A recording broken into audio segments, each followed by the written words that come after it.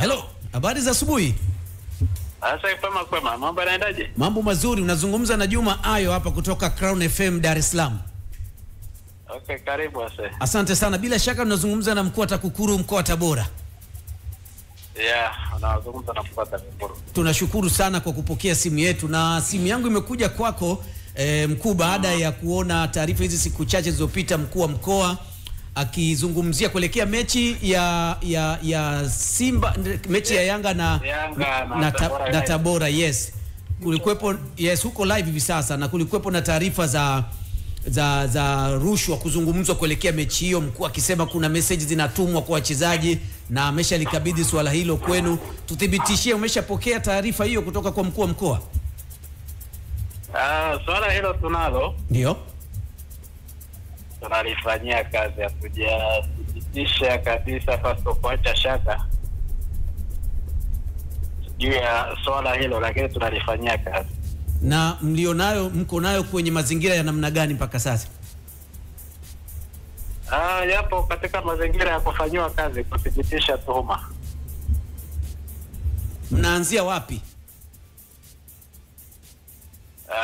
Yaani hiyo sasa ndio jukumu letu kwamba tunaanzia wapi, mipaka yetu ni mingi. Lakini swala ni kupata ushahidi. Ndio. Na manake kwa maana lazima mfanye mahojiano na watu ambao wanahusishwa na swala hilo bila shaka. Yaani lazima tuone nani amefanya nini, ametuma message kwenda kwa nani na lengo ni nini. Na message mnazo tayari? Hayo ni mambo ya kiuchunguzi. Hebu tuachie kwanza. Takapo thibitisha kabisa paso kuacha shaka ndio tutalitolea taarifa. Na mmeshaanza sasa hivi au mnasubiri mechi ichezwe kwanza ndipo muendelee nayo? Hapana. Kazi inaendelea. Imefikia pazuri lakini? Hilo tuachie uchunguzi.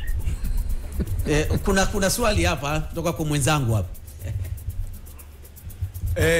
Kuna sauti na sambaa kwenye mitandao ya kijamii, bila shaka itakuwa imekuwafikia nyinyi kama TAKUKURU kuhusiana na mlinda mlango wa Tabora kwamba amepigiwa simu na kwenye hiyo simu alikuwa anaelekezwa namna gani ambavyo anaweza akaiuza mechi ya leo kati ya Yanga dhidi ya Tabora. Pengine na hiyo ni miongoni mwa hicho ambacho mnakichunguza kutokana na maagizo ya mkuu wa mkoa. Hilo la coach la goalkeeper. Hilo hatulichunguzi kwa sasa. Kama mtafuatilia ile clip ambayo ilitoka, ni kwamba mchezaji huyo ambaye kwa sasa sio mchezaji tena wa Tabora United, iko timu nyingine. Sasa kwa sababu na mimi ndio nimelipata hilo, sijui ndio nalifuatilia kujua kwamba nilishawahi huko nyuma kufanywa kazi na ofisi. Lakini na sisi ndio nimeipata hiyo, lakini kwa sasa kwa maana kwamba hiyo kipa ambayo huko nyuma aliwahi kushawishiwa sio na Yanga, kwa sababu ile nini haiko wazi. Lakini kosa ni kosa, hata kama amelitenda zamani linaweza likafanywa kazi. Jinai haifi. Kwa hiyo tunaifuatilia ili nijue kama haikufanywa kazi, kwa nini haikufanywa kazi. Okay, sawa. Na mkuu, tumalize hili tatizo baada ya kuwa limeonekana na limeripotiwa kwenu, nguvu ya kuifanyia kazi ni kwa sababu mmeipata kutoka kwa mkuu wa mkoa, ama hata ninyi TAKUKURU kabla ya haya mambo kujitokeza mlianza kuhisi kuna viashiria vya namna hiyo?